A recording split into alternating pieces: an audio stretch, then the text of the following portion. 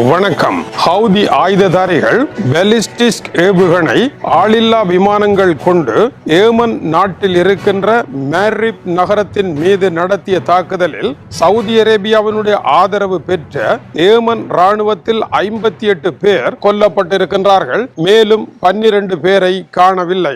இவர்களுக்கு ஹவுதி ஆயுததாரிகள் கடுமையான எச்சரிக்கையை விடுத்திருக்கின்றார்கள். ஏமன் நாடு தமக்கு சொந்தமானது என்றும் இந்த நாட்டில் சவுதி அரேபியா தன்னுடைய தளங்களை வைத்து இப்பொழுது படைகளை பின்வாங்கி பாரிய தரைப்படை தாக்குதல் ஒன்றிற்காகவும் ஏமன் நாட்டினுடைய ஹவுதி ஆயுததாரிகளை முற்றாக செயலிழக்க செய்யும் விதமாகவும் தரைப்படை போரொன்றை ஆரம்பிப்பதற்கான முயற்சியில் ஈடுபட்டிருக்கின்றார்கள் என்பது தங்களுக்கு தெரியும் என்றும் இத்தகைய முயற்சிகளை கூடு கட்டுவதற்கு முன்னரே கூட்டை பீத்தறிந்தது போல பீத்தறிகின்ற வேலையை தாங்கள் செய்திருக்கின்றோம் என்றும் இது ஆரம்பம்தான் என்றும் மேலும் மேலும் ஆபத்தான தாக்குதல்கள் வரும் என்றும் ஹவுதி ஆயுததாரிகள் கூறியிருக்கின்றார்கள். மேரிப் என்பது ஏன் முக்கியமானது?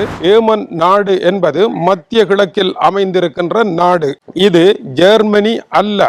இந்த நாடு உலகத்தின் மிகப்பெரிய வறுமையான நாடு, உலகத்தில் அகதிகள் கூடிய நாடு, உள்நாட்டு போரால் அழிந்து போன நாடு. ஈரான் ஆதரவு பெற்ற ஹவுதி ஆயுததாரிகளும் சியா முஸ்லிம்கள், அதுபோல சவுதி ஆதரவு பெற்ற ஏமன் நாட்டினுடைய அரசும் சுனி முஸ்லிம்களும் இருவருக்கும் இடையே ஏற்பட்ட பெரும் போரினுடைய பேரழிவாக இந்த நாடு விளங்குகின்றது. இங்கு 20 லட்சம் மக்கள் இந்த மேரிப் என்கின்ற மாகாணத்தில் அகதிகளாக புலம்பெயர்ந்திருக்கின்றார்கள். இந்த நகரத்தினுடைய முக்கியம் என்ன?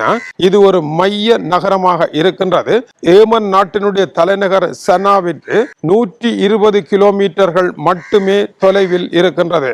சவுதியிடமும் சவுதி ஆதரவு பெற்ற அரசிடமும் கடைசி பெரும் கட்டுப்பாட்டில் இருப்பது இந்த மைய நகரம் தான். இந்த நகரம் விழுமாக இருந்தால் தலைநகர் சனாவிற்கு ஹவுதி ஆயுததாரிகள் ஈரானினுடைய ஆதரவில் நேரடியாக பயணிப்பதற்கான வழிகள் பிறக்கும்.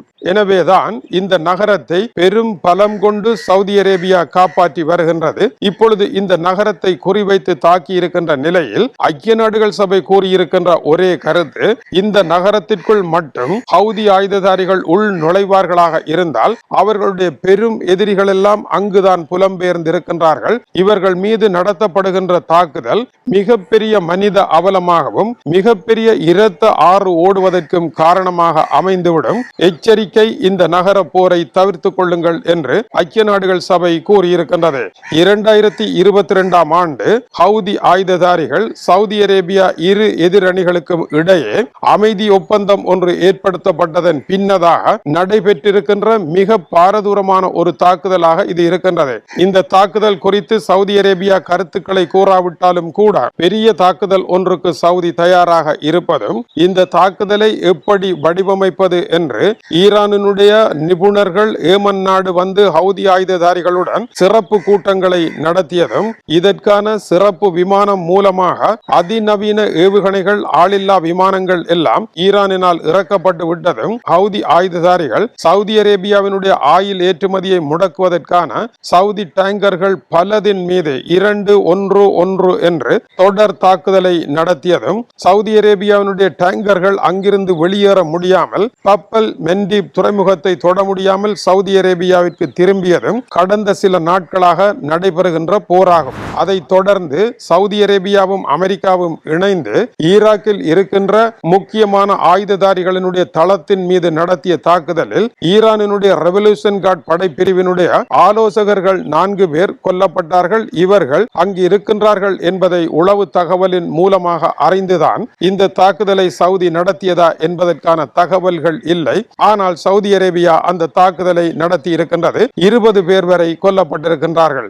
எப்படி நேற்று ஹவுதி ஆயுததாரிகள் தாக்குதலை நடத்தினார்களோ அதுபோல ஹவுதியினுடைய எழுச்சி வரக்கூடாது என்பதற்காக ஈராக்கில் அவர்களுடைய கையாட்கள் மீது சவுதி அரேபியா தாக்குதலை நடத்தியது. இப்படியாக ஏற்பட்டு கொண்டிருக்கின்ற இந்த முருகலானது சவுதி அரேபியா, பாகிஸ்தான், துருக்கி ஆகிய மூவரும் இணைந்து பாதுகாப்பு ஒப்பந்தத்தை நேற்று மெக்காவில் வைத்து எழுதியதன் பின்னதாக அடுத்து இது எந்த கட்டத்திற்கு செல்ல போகின்றது என்பது கேள்வி. இந்த மூவரும் இணைந்து எழுதியிருக்கின்ற ஒப்பந்தத்தினால் சவுதி அரேபியா போருக்கு போருக்கு இறங்கினால் பாகிஸ்தானும் துருக்கியும் போருக்கு இறங்க வேண்டி வரும். அப்படியான நிலையில் ஏமனில் தரைப்படை இறங்குமாக இருந்தால் என்னதான் நடைபெறும் என்பது இந்த சரத்தினுடைய அடுத்த கேள்வியாக இருக்கின்றது. அதேவேளை பாகிஸ்தான் இதில் இணைந்திருக்கின்ற காரணத்தினால் பாகிஸ்தானுக்கும் இந்தியாவிற்கும் இடையே ஒரு போர் வருமாக இருந்தால் சவுதி அரேபியாவும் துருக்கியும் இந்தியாவிற்கு எதிராக போருக்கு செல்ல போகின்றனவா?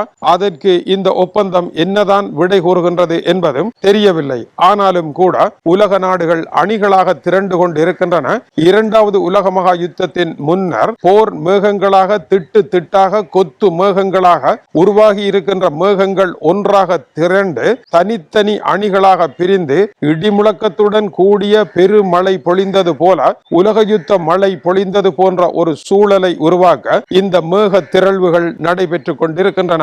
இதேவேளை நேற்று முன்தினம் ஜெர்மனியினுடைய லைப்சிக் ஹாலே என்கின்ற விமான நிலையத்தில் ஆளில்லா விமானம் ஒன்று நின்றதும் அது தரையில் இருந்து சில மீட்டர்கள் உயரத்தில் பறந்து கொண்டிருந்ததும் உக்ரைனுடைய பகாசுர விமானங்களாகிய எரிபொருளுடன் நின்ற ஆண்டனோவ் 124 தகர்க்க முயற்சி எடுத்ததாகவும் வந்த செய்திக்கு ரஷ்யாவினுடைய விளக்கம் வெளியாகி இருக்கின்றது. அப்படி ஒரு செயலை தாங்கள் செய்யவில்லை என்றும் இது ரஷ்யா மீது ஏற்பட்டிருக்கின்ற புதிய வெறுப்பு அலையினுடைய பாகம் 2 என்றும் கேலி செய்திருக்கின்றது. இந்த ஆளில்லா விமானம் குறித்து ஜெர்மனியில் வந்து கொண்டிருக்கின்ற தகவல்களினுடைய முரண்பாடுகளையும் இது பொய்யான ஒரு செய்தி என்பது போல ரஷ்யா கூறுகின்றது. ஏனென்றால் ஜெர்மனியில் வெளியான செய்திகளின்படி ஆத்திரமடைந்த அந்த பேருந்து சாரதி இந்த ஆளில்லா விமானத்தை கண்டதும் அதை அடித்து காலால் உதைத்து தகர்த்தார் என்று செய்தி வெளியாகி இருக்கின்றது. வெடிகுண்டுடன் இருந்த ஒரு விமானத்தை காலால் அடித்து உடைக்கின்ற அளவிற்கு அவர் ஒரு முட்டாளா என்பது ஒரு கேள்வி. சாதாரண மனிதன் கூட இதை செய்ய மாட்டான். இரண்டாவதாக இப்படியாக வந்து நின்ற இந்த ஆளில்லா விமானம் தன்னிடம் பொருத்தி வைத்திருந்த வெடிகுண்டை வெடிப்பதற்கு இயலாத வகையில் அதை தட்டுகின்ற கருவி சரியாக செயற்படாத காரணத்தினால் வெடிக்க முடியாமல் தவித்துக் கொண்டிருந்ததாகவும் ஜெர்மனிய ஊடகங்கள் கூறின. ஜெர்மனியினுடைய பாதுகாப்பை உடைத்துக் கொண்டு விமான நிலையத்திற்குள் நுழைந்த இந்த ஆளில்லா விமானம் தன்னுடைய வெடிகுண்டை மட்டும் வெடிக்க முடியாமல் தவித்துக் கொண்டு இருக்கின்றது என்ற செய்தியை யார்தான் நம்ப போகின்றார்கள்? கேட்கின்றவன் கேணியனாக இருந்தால் கேழ்வரகில் நெய் வடிகின்றது என்று கூறுவார்களாம் என்ற பொருள்பட ரஷ்யா இதை மறுத்திருக்கின்றது. எனவே ரஷ்யாவிற்கு எதிரான வெறுப்பலையின் ஓர் அங்கமா இது குறித்த விசாரணைகள் பயங்கரவாத தாக்குதல் என்ற கோணத்தில் ஜெர்மனியில் ஆரம்பித்திருக்கின்றன என்பதும் விமானம் வந்ததும் அது வெடிக்க முயற்சி எடுத்ததும் அதில் வெடிகுண்டு இருந்ததும் உண்மைதான் என்று ஜெர்மனி உறுதிபட தெரிவிக்கின்றது. அடுத்து என்ன? தொடர்ந்து இணைந்திருங்கள். ஈரான் போர்க்களத்தில் டொனால்ட் ட்ரம்ப் மிகப்பெரிய பொறிக்கிடங்கள் சிக்கப்பட்டு விட்டார் என்று அல் ஜசீரா தொலைக்காட்சிக்கு அமெரிக்க நிபுணர் வழங்கிய பேட்டியும் டொனால்ட் ட்ரம்பினுடைய இக்கட்டான நிலையும் என்ன என்பதை அடுத்த செய்தி உங்களுக்கு எடுத்துரைக்க போகின்றது. மிக முக்கியமான அறிய முடியாத அற்புதமான தகவல்களை எல்லாம் உள்ளிணைத்து அந்த பேட்டி வெளியாகி இருக்கின்றது. அதனுடைய கருவூலம் சாராம்சம் என்ன என்பதை கண்டறிந்து எளிமைப்பட உங்களுக்கு கூறுவதற்கு காத்திருக்கின்றோம். அடுத்த செய்தியில் தவறாது இணைந்திருங்கள். வணக்கம் உறவுகளே. சுந்தோஸ் முகமது இம்தியாஸ் என்ற எனது யூடியூப் சேனலை சப்ஸ்கிரைப் செய்யுங்கள்.